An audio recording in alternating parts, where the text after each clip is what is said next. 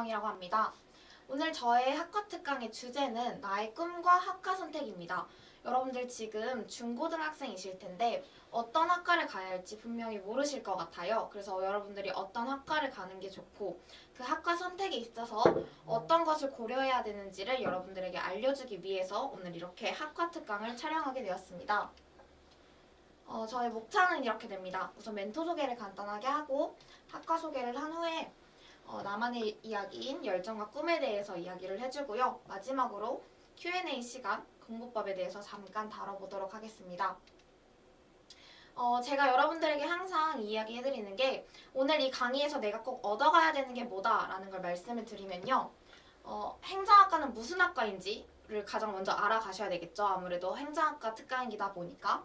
두 번째로 학과 선택을 할 때 어떤 것이 가장 중요한지를 여러분들 머릿속에 꼭 기억을 해두셨으면 좋겠습니다. 또 마지막으로 나는 어떤 열정을 가졌는지 또 나는 어떤 열정으로 살아가는 사람인지를 좀 여러분들이 생각하실 수 있는 그런 기회가 되셨으면 좋겠습니다. 그래서 결론적으로 여러분들이 강의에서 얻어가셔야 될 것은 나에 대한 판단과 성찰 혹은 그 필요성에 대해서 좀 알아가셨으면 좋겠습니다. 멘토 소개를 간단히 해볼게요. 저는 이렇게 수원에 있는 한 고등학교를 나와서 경희대학교 행정학과에 입학을 했고요. 행정학과 입학을 해서 다양한 활동을 하다가 저기 나와 있는 한국대학생 멘토연합이라는 단체에서 여러분들을 만나서 특강도 해주고 인생 얘기도 해주는 그런 멘토로서 활동하고 있습니다. 저에 대해서 너무 뻔한 소개는 별로일 것 같아서 저에 대한 키워드로 소개를 해보려고 해요. 저는 이러한 사람입니다. 그래서 좀 요약을 해보자면요. 저는 죽을 때까지 바르게 성장하고 경험하고 그러고 싶은 사람이 바로 저라고 소개할 수 있습니다. 오늘 제가 소개하는 저의 멘토 소개가 저의 강의와도 연결이 되는데요. 이거는 행정학과에 대한 오해를 풀어주면서 행정학과가 어떤 학과인지를 좀 더 자세히 설명해주는 그런 코너 속의 코너라고 생각을 해주시면 됩니다. 첫 번째로 행정학과는 공무원 양성소다라는 그런 편견이 있습니다. 행정학과는 공무원 할 애들만 갈 곳이다. 행정학과 가면은 공무원밖에 못한다. 라는 그런 오해가 있는데요. 사실은 그렇지 않습니다. 제가 뒤에도 설명을 하겠지만 행정학과는 공무원 위에도 진로가 굉장히 다양하기 때문에 공무원만 하려고 가는 것은 아니고요. 두 번째 오해가 실용적이지 못하다. 행정학과는 그거 배워서 어디다 쓰냐. 행정학과는 쓸 수가 없다라는 이야기를 많이 하는데요. 사실은 그렇지 않고 뒤에서 또 설명을 하겠지만 행정은 어디에나 우리 생활 속 어디에나 존재하는 것이기 때문에 그만큼 실용적이고 꼭 일상생활에서 필수 불가결한 그런 학문이라고 이야기할 수 있겠습니다. 또 세 번째로 공익만 추구한다. 왜냐하면 행정학과가 아무래도 공익을 좀 추구하는 정책을 많이 살피고 그 다음에 공익을 위해서 어떠한 아이디어를 내고 하다 보니까 공익만 추구하는 학과다라고 하는데 행정학과는 정확하게 얘기하자면 공익만 추구하는 학과가 아니고 공익과 사익 간의 균형을 조화롭게 만드는 그런 학과가 바로 행정학과다라고 이야기할 수 있습니다. 마지막으로 행정학과는 가장 많이 듣는 안 좋은 키워드인데요. 잡학이다라는 오해를 굉장히 많이 받습니다. 왜냐하면 행정학이라는 하나의 학문을 배우기 위해서 다양한 기초 학문들의 그런 지식을 쌓아야 하기 때문에 행정학과는 잡학이다라는 오해를 많이 받습니다. 하지만 행정학과는 융복합적인 학문으로서 다양한 것들을 섞은 게 아니라 다양한 것들을 기초 베이스로 해서 행정학을 쌓아 올리는 그런 융복합적인 학문이다라고 생각을 해주시면 될 것 같습니다. 그래서 행정학과는 이런 게 아니다라는 오해를 한번 풀어봤는데요. 그럼 행정학과가 대체 무슨 학과냐? 행정학과는요. 요런 학과입니다. 너무 길죠, 여러분? 이 마지막 밑에 줄에 좀 집중을 해주셨으면 좋겠는데요. 뭐라고 써있냐면 우리가 사는 세상을 보다 아름답고 따뜻하게 만들고자 하는 학과입니다. 그럼 대체 어떻게 아름답고 따뜻하게 만들 거냐? 그 방법적인 측면이 바로 이 위에 줄이라고 생각을 해주시면 되는데요. 국가의 살림살이를 연구하고 공부합니다. 우리 집에도 부모님이 살림살이를 하시잖아요. 그거랑 똑같습니다. 우리 국가의 살림살이를 정부 기관이 하는데 그것들을 운영하고 연구를 합니다. 또한 국가 및 공기업, 준정부 기관의 운영 과정에서 일어나는 복잡한 문제들이 존재합니다. 그런 문제점을 효율적으로 관리함으로써 우리가 사는 세상을 보다 아름답고 따뜻하게 만들고자 하는 학과가 바로 행정학과라고 생각을 해주시면 될 것 같습니다.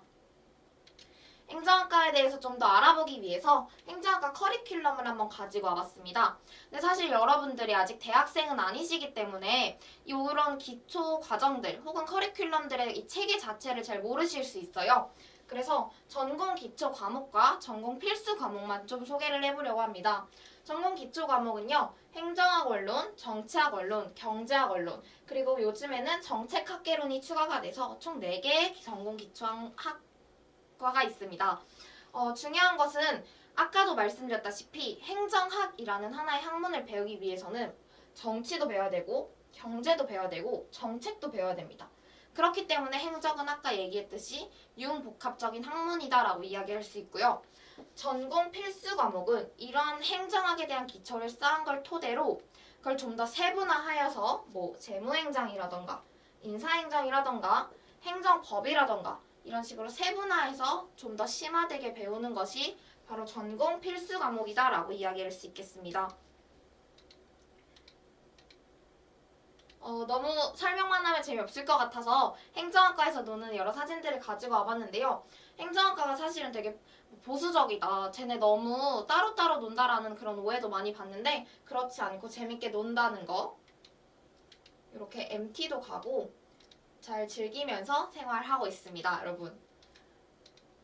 다음은 행정학과 소개에서 가장 중요한 거죠, 여러분. 행정학과의 진로 소개 부분입니다. 사실은 제 요즘 개인적인 판단으로는 대학이라는 것 자체가 공부를 하기 위해서 간다기보다는 제 판단으로는 하나의 취업을 위한 사다리로서 가는 경우가 많다고 생각을 합니다. 그렇기 때문에 요즘은 과 선택이 더 중요하다고 생각을 하는데요.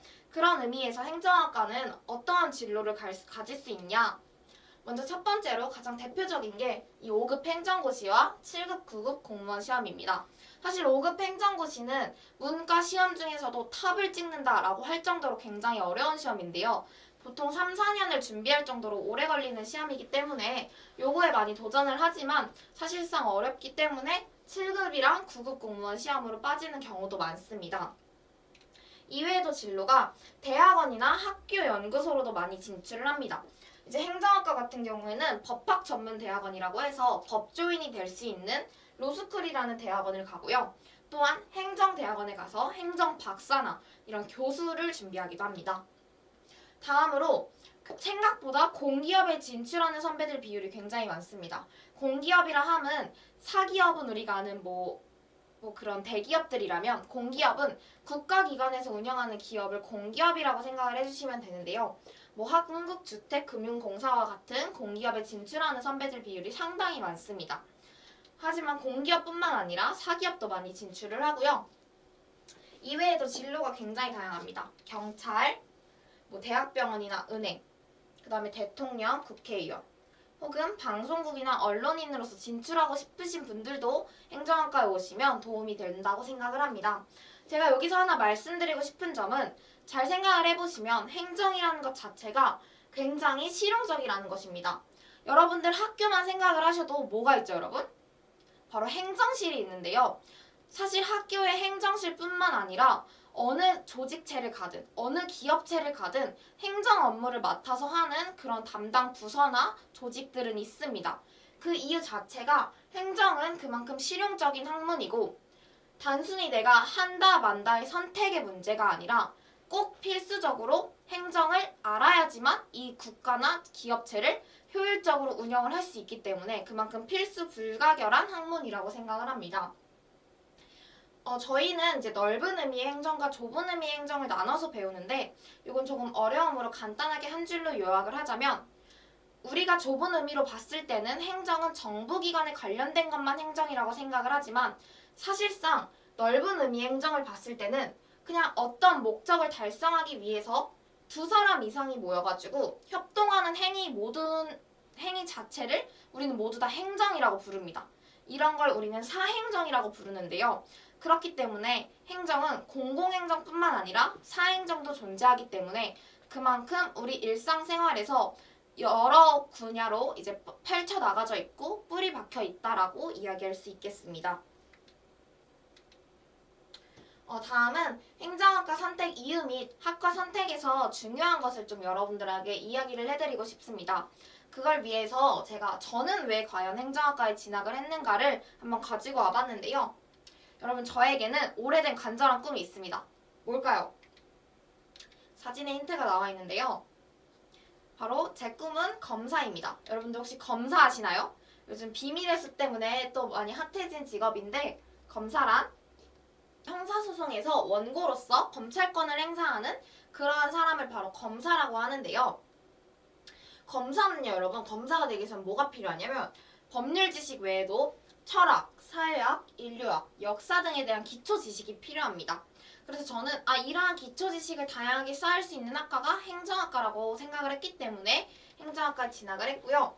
또한 여기 나와 있듯이 검사는 정의롭게 행동하려는 마인드와 자세가 필요합니다. 그렇기 때문에 이러한 자세를 배울 수 있는 행정학과에 진학을 했습니다.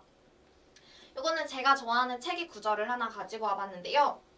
누군가는 악역을 맡아야 한다는 거, 그래야 정말 착한 사람들이 법의 보호를 받을 수 있다는 거, 정의라는 게 있다는 거, 나쁜 짓 하면 돈이 있어도 빽이 있어도 아무리 세도 안 되는 것도 있다는 거, 그런 거 보여주려고 여기서 버틴 거야 라는 멋있는 문장입니다. 사실 제가 이 문장을 가져온 이유 자체가 제가 검사를 하려는 이유와 매우 맞닿아 있다고 할 수 있고, 또한 제가 행정학과에 온 이유라고 이야기를 할 수 있습니다. 그래서 첫 번째로 제 꿈을 이루기 위해서, 검사라는 꿈을 꼭 성취해내기 위해서 가장 관련이 있는 이 검사로서의 자질과 소양을 갖추기 위한 첫 단계인 행정학과에 왔고요.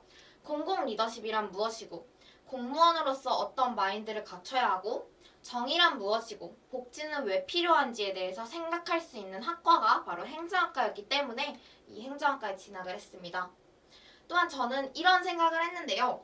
올바른 판단을 내리기 위해서는 문제의 원인을 다양하게 고려해야 된다고 생각을 했습니다. 예시를 하나 들어보겠습니다, 여러분. 여기 이렇게 학교폭력 사건이 일어났어요. 그럼 그 학교폭력 사건이 일어난 것은 가해자와 피해자 둘만의 문제일까요? 저는 그렇게 생각하지 않았는데요. 저는 가해자와 피해자를 둘러싸고 있는 사회적인 배경이라던가 혹은 그들의 가정 환경이라던가 학교의 분위기, 그 둘을 대하는 친구들의 태도 등 다양한 원인들이 이런 문제 상황에 영향을 끼칠 수 있다고 생각을 했습니다. 이와 마찬가지로 사회 문제 역시 한 분야로 설명할 수 없는 복합적인 원인들이 이렇게 유기적으로 서로 연결이 되어 있다고 생각을 했습니다. 그렇기 때문에 사회 문제를 바라보는 시각을 넓히고 적합한 해결책을 찾을 수 있는 학과인 행정학과에 왔습니다. 다음으로 가장 중요한 것입니다, 여러분.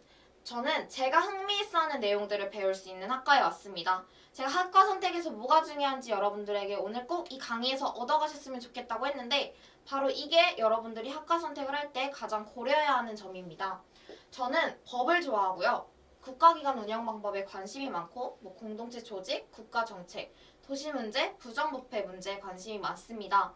그렇기 때문에 저는 이런 판단을 했는데요. 내가 3년 동안 하나의 공부를 한다는 것 자체가 혹은 4년 동안 하나의 공부를 한다는 것 자체가 정말 어려운 일이구나. 그렇기 때문에 내가 진짜 좋아하는 것을 배워야지만 내가 이 학교 생활을 의미 있게 얻어가는 것이 많겠구나 라는 생각을 했습니다. 그렇기 때문에 내가 배우고 싶고 내가 배웠을 때 행복한 것을 하는 게 옳다는 생각을 했습니다. 그렇기 때문에 제가 좋아하는 것들을 배울 수 있는 학과인 행정학과에 진학을 했습니다. 이 타이밍에서 여러분들에게 말씀드리고 싶은 점은 꼭 여러분들의 흥미를 고려한 학과 선택을 하셨으면 좋겠습니다. 요즘 대부분이 성적에 맞춰서 대학교 명을 보고 학과를 선택을 한다거나 혹은 명성을 보고 선택을 하는 경우가 많은데 저는 절대 추천드리지 않고요. 나중에 오히려 저는 후회할 수 있는 길을 조금 열어놓는 거라고 생각을 해서 꼭 여러분들의 흥미를 고려한 학과 선택을 하셨으면 좋겠습니다. 저 행정학과 이런 학생들이 가면 좋습니다를 한번 정리해봤는데요. 행정학과의 교육 목적은 전문적 지식과 소양을 갖춘 행정인을 양성하는 것이 목표입니다. 근데 그런 행정인을 왜 양성하느냐? 특히 경희대학교 행정학과 같은 경우 문화사회 복지건설을 위해서 여러분들이 이런 걸 이끌어 나갈 수 있는 그런 리더십을 갖춘 행정인을 양성하는 게 바로 목표라고 생각을 해주시면 되고요. 그럼 어떤 학생이 가면 좋냐? 이런 학생만 가야 된다는 게 아니고 이런 학생이 가면 좋다는 것인데요. 첫 번째로 정부나 공기업을 운영해보고 싶은 학생. 두 번째로 국가 문제에 관심이 많은 학생. 세 번째로, 사익보다는 공익을 더 추구하고 싶은 학생. 마지막으로, 교육개혁, 복지실현 등 타인을 위해서 봉사하고 헌신하고 싶은 학생. 이런 게 잘 맞는 학생이라면 행정학과에 가면 분명히 잘 적응하실 수 있을 거라고 생각을 합니다. 네, 그럼 다음으로 제 강의와 연결되는 열정과 꿈에 대하여라는 거에 대해서 한번 소개를 해보도록 하겠습니다. 저는 스스로 제가 난 열정적인 사람이야 라고 말해왔는데요. 어느 순간 이런 생각이 드는 겁니다. 그럼 열정이 대체 뭔데? 라는 생각이 들었어요. 그래서 열정이란 무엇일까? 라는 이런 정의를 내리기 위해서 노력을 해봤는데요.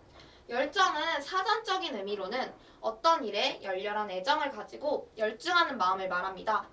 그럼 제가 생각했을 때 과연 열정은 무엇이냐? 열정이란 마음의 온도입니다. 좀 더 자세하게 설명을 해보면 신념에 따라서 무언가를 사랑하고 이를 위해서 미친 듯이 노력하는 게 제 생각엔 열정이라고 생각을 했습니다. 그런데 이러한 열정은요, 여러분, 어느 철학자가 말하길 사람마다 추구하는 열정이 다르다고 합니다. 각자가 추구하는 열정이 있다는 건데요. 저의 열정은요, 여러분, 지식 추구의 열정. 저는 제가 좋아하는 지식을 꼭 얻고 싶은 열정이 있고요. 두 번째로, 누군가를 돕고자 하는 마음의 열정이 있습니다. 세 번째로, 꿈 실현의 열정이 있는데요. 즉, 본인의 신념은 내가 추구하는 열정으로 이어지고 그 열정이 바로 여러분들의 꿈 설정에 도움이 된다는 것입니다. 이러한 측면에서 오늘 여러분들에게 꿈을 설정하고 꿈을 좀 정해보는 그런 시간을 갖게 해주고 싶은데요. 그래서 꿈의 의미와 중요성에 대해서 한번 다시 이야기를 해보도록 하겠습니다. 제가 아까 얘기했듯이 제 꿈은 검사인데요. 그런 의미에서 꿈은 저에게 있어서 저의 신념이나 가치를 실현할 수 있는 하나의 도구라고 할 수 있습니다. 제가 추구하는 신념은 정의로운 삶과 그 구현이고요. 그래서 저는 꿈을 이렇게 문장으로 한번 꼽았습니다. 옳지 못한 사회 문제에 대해서 분노하면서 정의를 실현할 수 있는 사람이 되고 싶다라는 꿈을 문장으로 꾼 것입니다. 그래서 이를 실현할 수 있는 직업이 바로 검사라는 생각을 한 거입니다. 따라서 신념에 따라서 여러분들이 열정을 설정을 하고 그 열정을 이루기 위한 꿈을 문장으로 꾸는 것의 중요성을 알게 된 것이죠. 오늘 꿈을 한번 찾아보고 그 꿈을 통해서 여러분들의 학과 선택까지 이어질 수 있는 그런 기회를 한번 주려고 합니다. 저는 그런 꿈이 없는데요 라는 생각을 많이 하세요. 그래서 꿈이 없거나 구체적이지 않은 것은 사실 되게 당연한 거라고 저는 생각을 해요. 자연스럽고 당연한 것인데 여러분들이 이게 꿈이 없다는 거에 대해서 굉장히 좀 두려워하는 분들이 많아요. 그래서 꿈을 찾을 기회는 충분하니까 저와 같이 제 강의를 통해서 이번 기회에 한번 여러분들의 꿈과 여러분들에 대해서 한번 생각을 해보시는 그런 기회가 되셨으면 좋겠습니다. 한번 저와 같이 꿈을 찾으러 떠나볼까요? 꿈을 찾기 위한 첫 번째 방법은요, 여러분. 최대한 다양한 활동을 많이 해봐야 됩니다. 저는 경험주의자입니다. 무슨 말이냐면 내가 경험한 것이 나의 삶을 결정한다라고 생각하는 사람인데요. 그럼 내가 말한 경험이란 무엇이냐면요. 내가 직접 한 것만 나의 경험이라는 생각을 했습니다. 또 제가 좋아하는 리틀 포레스트라는 영화의 한 구절입니다. 자신이 몸으로 직접 체험해서 그 과정에서 느끼고 생각하며 배운 것. 자신이 진짜 말할 수 있는 건 그런 거잖아. 그런 걸 많이 가진 사람을 존경하고 믿어라는 문장입니다. 이 문장을 가져온 이유도 이것과 연결이 되는데요. 저는 제가 직접 몸으로 하고 그 과정에서 느낀 게 아니면 그건 제 경험이 아니라고 생각을 했습니다. 내가 듣고 본 것은 나의 경험이라고 말하기에는 부족하다고 생각을 했어요. 그렇기 때문에 내가 직접 다양한 활동을 함으로써 경험을 쌓는 것이 첫 번째라고 생각을 했습니다. 다양한 경험은요, 구체적인 진로 설정에 도움이 될 뿐만 아니라 내가 내적으로도 외적으로도 성장할 수 있는 좋은 발판이 됩니다. 그리고 모든 것에는 배움이 있기 때문에 꼭 여러분들의 관심 분야뿐만 아니더라도 정말 이것저것 다 해보셨으면 좋겠습니다. 이것저것 다 해보다 보면은 그 내가 좀 별로였던 활동에서조차도 여러분들은 분명히 배움을 끌어오실 수 있습니다. 또한 여러 경험을 통해서 그런 배움을 끌어오는 능력도 쌓으실 수 있습니다. 그렇기 때문에 첫 번째로 최대한 다양한 활동을 많이 하셨으면 좋겠습니다. 다음으로 이렇게 다양한 활동을 많이 했으면 그 다음은 나를 알기 위해서 노력을 해야 합니다. 저는 인생에서 가장 어려운 일이 나에 대해서 잘 아는 것이라고 생각을 합니다. 그만큼 쉬운 일이 아니라는 건데요. 나는 어떤 사람일지를 끊임없이 고민해야 합니다. 어떤 것을 좋아하고 어떤 것을 잘하고 어떤 신념을 가졌고 어떤 삶을 살기를 원하는지를 꼭 알으셔야 합니다.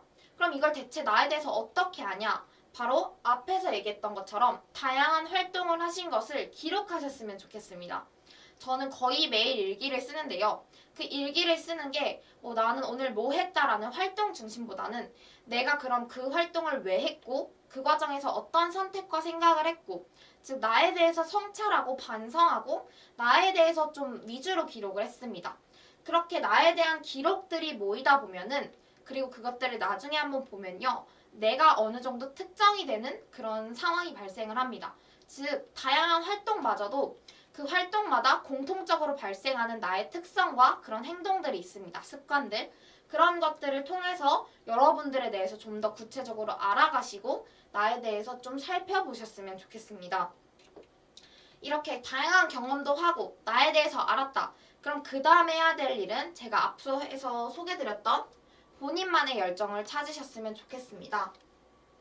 나를 살게 하는 혹은 내 삶을 이끄는 나의 열정은 뭔지를 나에 대해서 안 것들을 토대로 정하시고 그것들을 토대로 여러분들의 꿈을 이루기 위해서 열심히 노력하고 하는 삶을 살으셨으면 좋겠습니다. 이러한 측면에서 봤을 때 꿈뿐만 아니라 학과 선택도 비슷하다고 생각합니다. 제가 지금 제시해드린 방법을 통해서 여러분들의 열정을 찾으셨고 그 이후에 그 열정을 실현할 꿈을 찾으셨다면 또다시 그 꿈을 실현할 학과를 고르셨으면 좋겠습니다. 가장 많은 질문이 들어온 공부법 소개에 대해서 소개를 하고 끝내도록 하겠습니다. 사실 저는 공부법 추천이라고 함은 너무 획일적인 것이라고 생각을 해서 좀 방법적인 측면에서 접근을 해드리려고 하는데요. 먼저 첫 번째로 저는 공부할 때 가장 중요한 것은 모두 다 동의를 하시겠지만 철저한 계획이라고 생각을 합니다. 그리고 그 계획만큼 실천도 굉장히 중요한데요. 이건 제가 실제로 고등학교 1학년 때 쓴 그런 계획표입니다. 저는 이제 시험 기간이 시작하기 전에 총 해야 할 일이라는 이런 점검표를 만들었습니다. 과목별로 화법과 작문을 위해서는 이것들을 내가 이번 시험 기간에는 꼭 끝내야 돼라는 것들을 과목별로 다 정한 거죠. 이렇게 총 해야 할 일을 정했다면 이걸 또 주차별로 쪼갰습니다. 주차별로 과목별로 내가 2주에는 뭘 해야 되는지를 3, 4주 단위로 나눠서 시험 계획을 짰습니다. 또한 주차를 건너뛴 다음에는 이제 이 주별로 실행할 수 있는 계획을 세우기 위해서 또 일별로 계획을 세웠습니다. 사실 이렇게 계획을 세우다 보면 부정적인 효과도 많이 나타나지만 저는 제 성격상 또 저의 습관상 이렇게 계획을 철저하게 세우면 놓치는 것 없이 저에게 은근한 압박감도 주면서 더 많이 성취를 할 수 있는 그런 결과를 안겨주었기 때문에 이런 철저하게 계획을 세워서 하는 습관을 좀 추천을 드리고요. 요것도 제가 영어 진도 계획표라는 것을 만든 것을 직접 가져와 본 건데요. 1학년 때 저는 이제 매번 진도를 놓치지 않기 위해서 복습을 바로바로 하기 위해서 이렇게 진도 계획표를 만들어서 6과 서플리, 7과 서플리, 본문 분석, 해석, 빈칸 채우기, 그 다음에 문제풀이 이런 식으로 해서 이렇게 진도표를 만들어서 점검을 하면서 공부를 했습니다. 그 다음 계획만큼 또 중요한 것이 바로 저는 목표를 설정하는 것이라고 생각을 합니다. 내가 어떠한 목표가 있는 사람과 목표가 없는 사람은 그 일을 하는 데 있어서 마인드도 다르고 그 일을 해내는 그런 성취율도 다르다고 생각을 합니다. 그렇기 때문에 저는 장기적인 목표를 하나 세우고 또 달별로 단기적으로라도 목표를 좀 세웠습니다.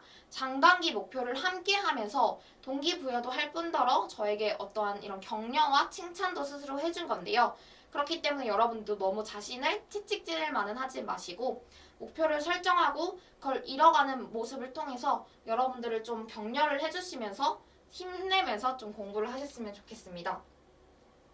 또한 슬럼프를 극복하려 하지 말고 인정하고 기다리셨으면 좋겠습니다. 공부법만큼 가장 많이 받는 질문이 학생 때 슬럼프 오시지 않았어요? 그럼 어떻게 극복하셨어요? 라는 질문이었어요. 저는요, 사실 슬럼프는 극복하는 게 아니라 그냥 내버려 둬야 되는 것이라고 생각을 합니다. 슬럼프가 왔다는 것은 본인이 그만큼 지쳤다는 것인데 그 지친 상태에서 더 나아가려고 하면은 당연히 더 지칩니다. 극복도 안 되고요. 그렇기 때문에 저는 차라리 슬럼프를 인정하고 기다리는 그런 방법을 추천을 해드립니다. 이건 제가 실제로 이제 멘티들한테 해주기 위해서 답변을 쓴 그런 내용인데요. 저는 슬럼프를 극복하지 않기 위해서 그냥 독서실을 가지 않았습니다. 그날은. 뭐 한 3일 정도는 독서실을 가지 않고 집에서 쉬고 누워서 생각을 했습니다. 내가 왜 지금 슬럼프가 왔을까? 내가 지금 어떤 것이 힘들까를 생각을 하고 멘탈적인 측면에서 혹은 체력도 조금 보충을 하기 위해서 노력을 했습니다. 그리고 그렇게 나의 슬럼프를 인정하고 그냥 정말 편안하게 푹 쉬고 놀다 보면은 알아서 저는 회복이 된다고 생각을 해요. 물론 사람마다 속도의 차이는 있겠지만 그렇기 때문에 우선은 너무 극복하려고 노력하지 말고 오히려 본인에게 좀 다독여주면서 나 많이 힘들었구나를 인정하고 그게 자연스럽게 극복이 될 때까지 기다리셨으면 좋겠습니다. 그 다음에 과목별 공부법에 대해서 좀 생각을 좀 전달을 해드리려고 하는데요. 저는 당연히 여러분들도 어느 정도 아시겠지만 각 과목마다 공부법이 다르다고 생각을 했어요. 그래서 저는 각 과목별로 시험 출제가 어떻게 되는지를 분석을 했습니다. 분석을 하고 그 과목에 맞는 그런 공부법을 찾았는데요. 예시를 하나 들어보면 여러분들이 많이 오해를 하시는 게 특히 고등학생들 같은 경우 사회탐구 과목들이 몇 개가 있어요. 뭐 윤리와 사상이라던가 생활과 윤리라던가 사회문화 아니면 법과 정치 이런 식으로 다양한 사회탐구 과목들이 있는데 사회탐구 과목들은 공부하는 게 다 똑같다. 국어도 공부하는 거 다 똑같아.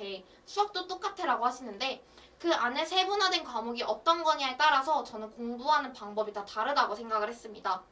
예를 들어서 세계지리와 같은 경우는 시험 문제를 분석을 해보니까 거의 80%가 이 기출문제에서 가져온 그런 자료 분석 문제였습니다. 그렇기 때문에 내가 세계지리에서 점수를 잘 받기 위해서는 이러한 자료들을 그때그때 분석을 하는 것은 시간도 오래 걸리고 위험 요소가 크니까 최대한 다양한 자료를 미리 받아놓고 그것들에 대해서 미리 분석을 하고 가면 내가 시험 문제를 좀 더 수월하게 풀 수 있겠구나. 실수를 하지 않겠구나라는 판단을 했습니다. 그렇기 때문에 세계지리는 자료 위주를 공부하기 위해서 노력을 했고요. 그 다음에 수학 같은 경우에는 확률과 통계와 미적분을 공부하는 방식을 다르게 했습니다. 확률과 통계 같은 경우는 쓸 것은 적은데 머릿속으로 생각해야 되는 게 많습니다. 근데 머릿속으로 생각하는 게 저는 오히려 더 이러한 틀릴 요소가 더 많다고 생각을 했어요. 그렇기 때문에 확률과 통계를 풀면서 생각한 나의 사고의 과정을 적었습니다. 그 사고의 과정을 적고 그 사고에서 틀린 부분을 바꾸기 위해서 노력을 했습니다. 미적분 같은 경우에는 식으로 하나하나 세세하게 쓸 수 있기 때문에 식을 좀 자세하게 쓰면서 틀린 풀이 과정을 잡아내기 위해서 노력을 했습니다. 그래서 여러분들도 꼭 학교마다 조금 다르겠지만 저는 과목마다 어느 정도의 공통적인 시험 특성이 있다고 생각을 합니다.